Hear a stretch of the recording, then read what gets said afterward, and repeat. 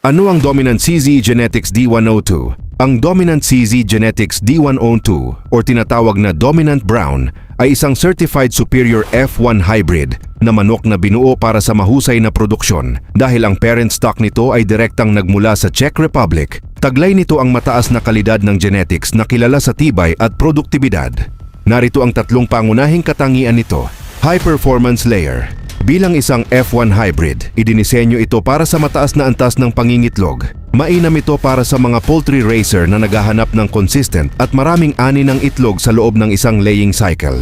Dual Purpose Quality. Bagamat kilala bilang layer, ang D102 ay may magandang body conformation. Hindi sila madaling mangayayat, kaya pagkatapos ng kanilang panahon ng pangingitlog, ang kanilang karne ay masarap at malinamnam na mainam din para sa bentahan ng culled layers.